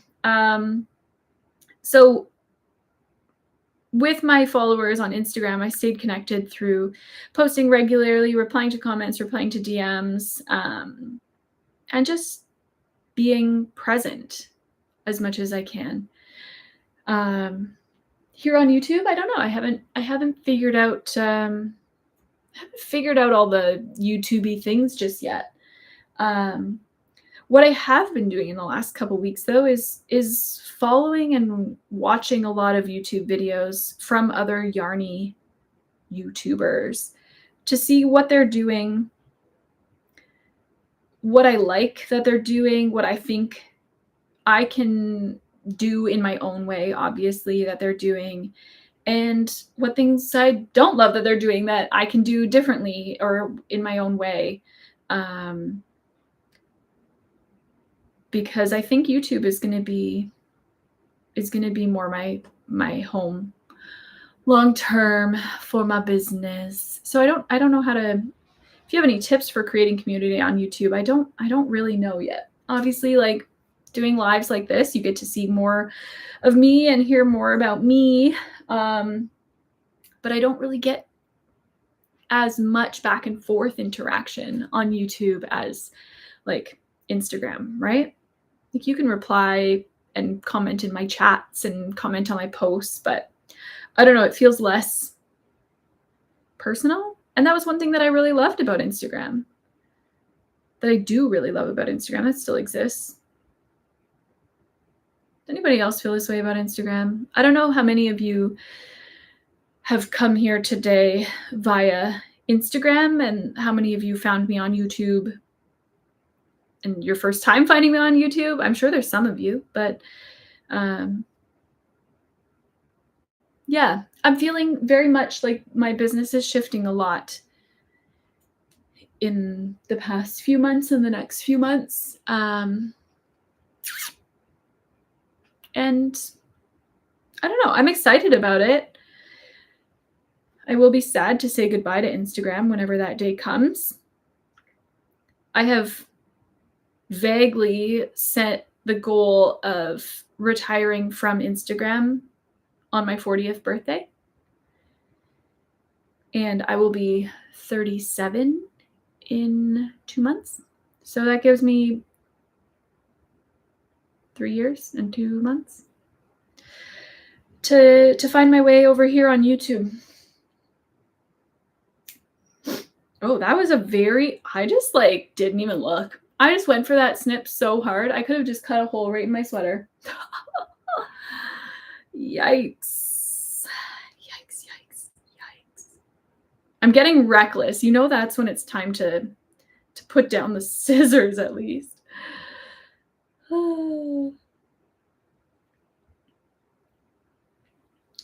I need to be better at weaving in my ends because I don't want to do this anymore.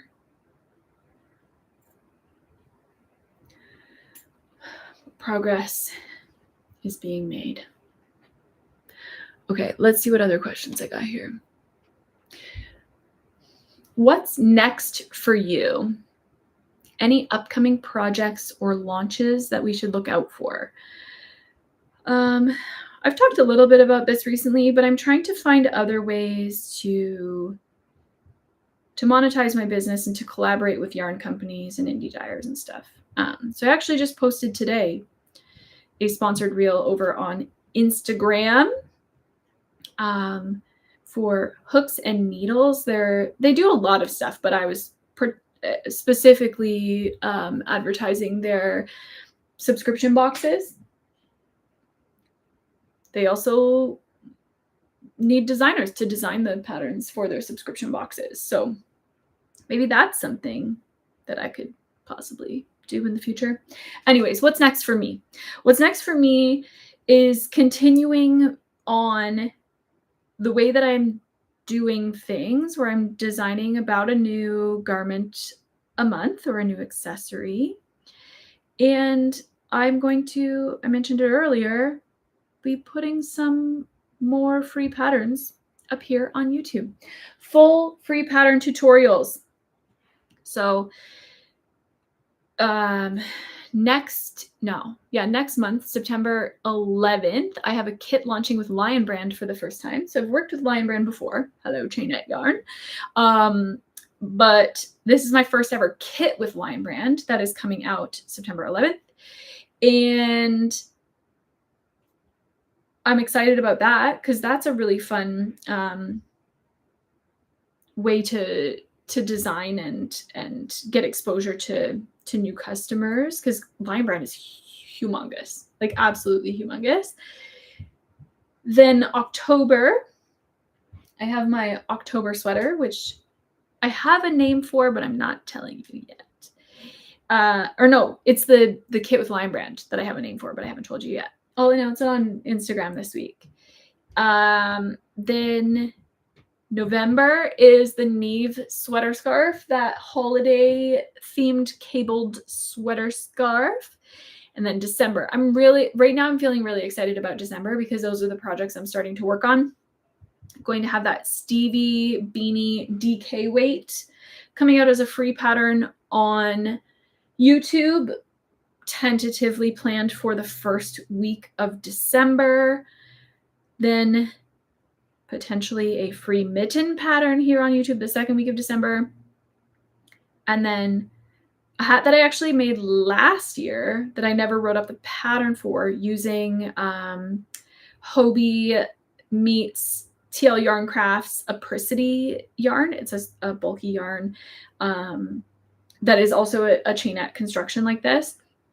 And that I'm hoping will come out the third week of December, so that it'll be like, if you need a last minute holiday gift, make this. Then in the new year, I'm starting to pitch new designs for the new year. I want to do some color work again. I haven't done color work in a while. So I have a color work planned for January. A little bit of a different color work than you've seen from me before, though, because I've really only ever done color work, either stripes or circle yoke like Fair Isle. This one's going to be a little different. It's going to be a little different, hopefully. If I can execute it the way that I have it up here, I think it'll be really cute. February. I don't know if I'm allowed to tell you what I'm doing in February yet, but I am teaming up with a company that I've teamed up with before. That's exciting. I teamed up with them in January of 2024. So if you go back, you'll see what it was and who it was. That's all I'll say about that. I think I'm allowed to start talking about it only a couple months before. I forget. I have to check my contract before I start running my mouth off. And then March, I said I don't do commissions, but in March, I am doing a design for Krista from the Frosted Stitch. And typically how Krista and I work together is I have a design idea. I approach her and I say, hey, I have this idea. Here's kind of the color that I'm thinking of. Or she'll be like, hey, I have this collection coming up. Here are the colors that I'm dyeing. Do you have any design ideas for them? But this time, Krista came to me and she was like, hey, I have this design idea and I have this yarn, but I don't have the time or the know-how to design a garment. Will you design it for me? So that's going to be for the end of March for Knit City in Toronto. And it's going to be exclusively available at Knit City in Toronto for that weekend. And then it'll come out probably the first week of April after that. Because I'm pretty sure that Knit City is the last weekend in March, or second last weekend in March. It will be only available from Krista for a short period of time, and then the pattern will be available to everybody else after that.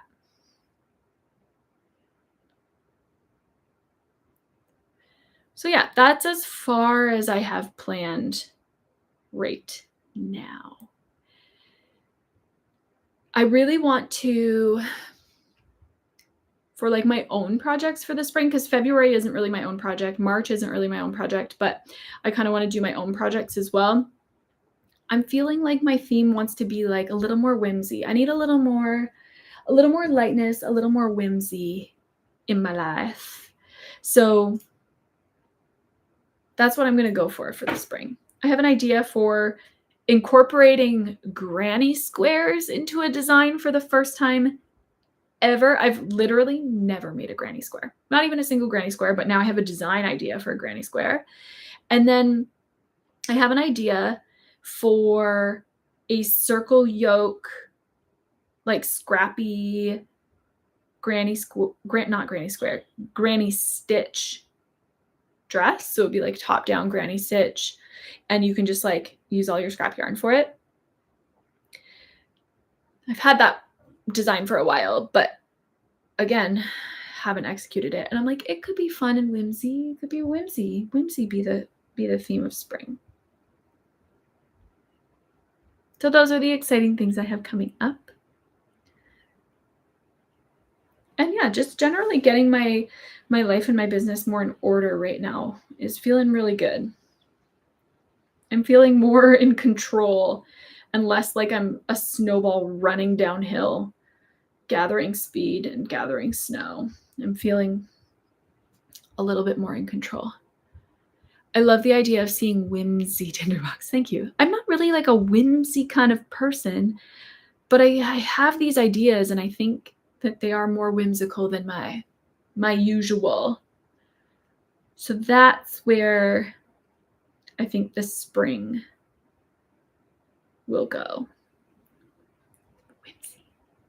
So you'll see more color, more new stitches, more flowy. That's my plan. Oh, I hate weaving in ends. If you haven't been here all along, today's goal is to weave in as many ends as possible. And I have so far woven in 70 ends, and my goal is 100. Well, I've woven in more than 70. I just haven't counted how many I did on this sweater so far. I'm pretty sure, like, this is chainette for sure yarn that I'm using, or that I'm weaving in the ends on. And I'm pretty sure that chainette is 50-gram balls. I could be wrong, but I think it's 50-gram balls. And I'm like, why are there so many ends in this sweater? I think that's why. I think they're 50-gram balls. Which means that there are twice as many ends in here as there would be if they were 100-gram balls. And also there's just always going to be more ends when you're doing color work. So there were some ends up there at the start. It's so peaceful here right now. It's just like softly raining outside and I have the back window open. I can just hear this like, it's lovely. I love a rainy day. Like, what else was I going to do today other than weave in 100 ends and listen to the rain? Nothing. Absolutely nothing. Oh my goodness, get through that stitch. Thank you. Okay, let's see if I missed any. Shoot me some questions in the chat too.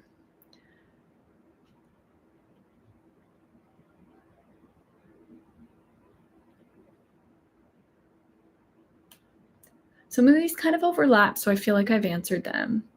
Like, how do you make sure that your pieces are wearable? Short rows, keeping the neck lower, having stitches in the underarm. Ooh, this is a good one. What's the biggest challenge in crocheting clothing? I think one of the biggest challenges is like getting the gauge right. So you don't want your gauge to be so dense that the fabric doesn't move with your body, but you don't want it to be so loose that it's like gappy and you can see your undergarments through it. So like finding that right gauge that is going to move without showing off underneath your clothes. Because that's a big difference between knit and crochet, right? Like crochet stitches are just gappier than knit stitches. Even our smallest stitches, like a single crochet stitch, there are little micro gaps in between each stitch. I just pulled that through and I didn't have it threaded. I just pulled the needle through. Didn't pull the yarn with it. Okay, let's put the yarn through the needle.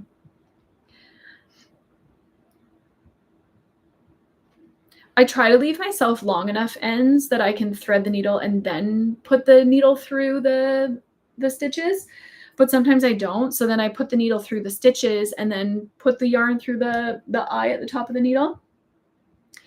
And that's what I just did, except I didn't put the yarn through the eye at the top of the needle before I pulled it through.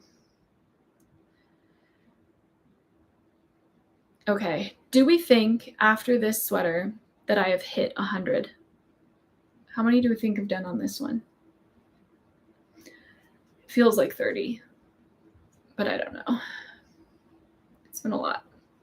Okay, that sleeve is done. No, it's not. There's 2 up here.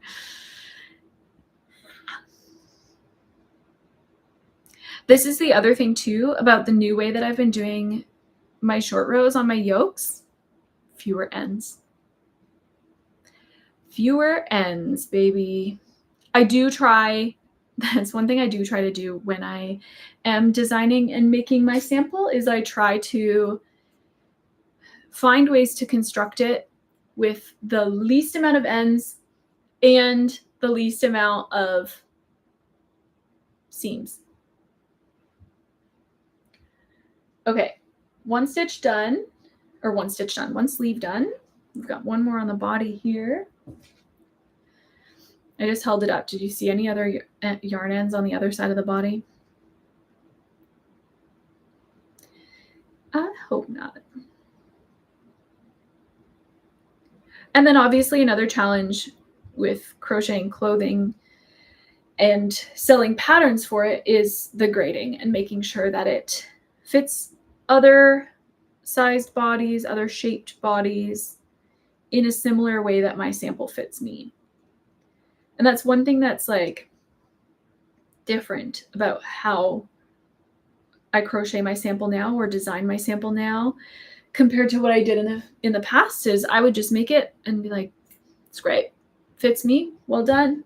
But now I design with all bodies in mind. So I'm, even for my size, I wear the second size of the 9 Craft Yarn Council sizes. So even when I'm crafting my size, I make sure that I'm including things like underarm shaping and adding stitches in the underarm, and because I know that I'm going to have to write those in the pattern for the plus sizes. So even though it might look okay on my body without those, I still think it looks better with the shaping. It is definitely going to look better on plus size folks when I include the shaping. Okay, we've got 2 more on this sleeve. And then that's another sweater done. Past Courtney was a real menace. Leaving this for me. There was a period of time there where it was like a good solid year to year and a half where I was weaving my ends in. And then I stopped again. But now, after doing this, I'm never stopping again. I'm always going to weave in my ends because I don't want to have to come back. I want to put all these things away knowing that all their ends are woven in, and then anything new that I add, the ends will be woven in. And I won't ever have to worry or wonder. They'll just be done. Oh, careful with those scissors, girl. Okay, last one on this sweater. And then we'll run a new tally and see how many we're at. I am getting hungry for some lunch. What time is it? 1:24. And Mr. Boomer has an appointment to get his nails trimmed today. So I can't stay here all day and do all of them, nor do I want to. As fun as this has been, these ends, I am getting real sick of them. Okay, let's see. That was a lot. 2, 5, 6, 9, 12, 14, 15, 17, okay, 20, 23, 24, 25, 26, 27, 28, 29, 30, 33. I did it. I hit 100. I'm at 103 ends woven in. Look at that. 1 hour, 59 minutes, and 20 seconds. I said I wanted to do it in 2 hours. 100 ends woven in, and I'm not even a quarter of the way through my design.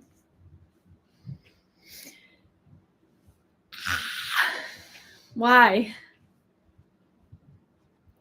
I was just going to ask if these are ends from past designs or upcoming or past, all past. So everything in this cabinet are, well, not everything is stuff I've designed. There's probably 5 or 6 pieces in here that were things that I did not design, but they're all things that I made. And my goal today was to weave in as many ends as I could while here live, running up my hours on YouTube with all of your help.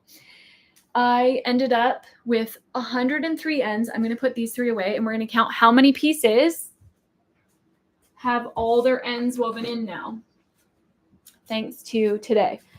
Some of them did already have their ends woven in, and I did not keep track of which ones they were. So we'll just count them as ones that, as of today, are officially all ends woven in. So 1, 2, 3, 4, 5, 6, 7, 8, 9, 10, 11, 12, 13, 14, 15, 16, 17, 18, 19, 20. I like that. 100 ends, 20 pieces. Cool.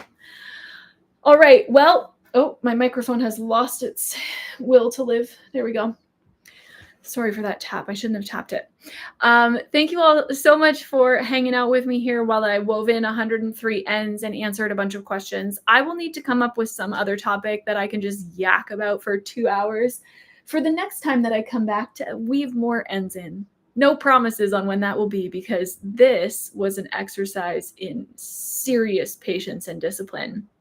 But I am going to go drink a liter of water and warm up some of my leftovers for lunch. I made a chickpea pot pie for my parents. I guess it was Tuesday night for dinner, so it needs to get eaten. That's what I'm going to go do. Thank you all so much for watching. Go check out one of my other YouTube videos, play a bunch of stuff. We're so close to 4,000 hours. I think I'm at like 3,600, 3,700 now. I need that 4,000. Thank you all. Bye-bye. We need to all have a weaving in ends party. Yes, we do. Absolutely. Take care, everybody. Happy crocheting. Bye.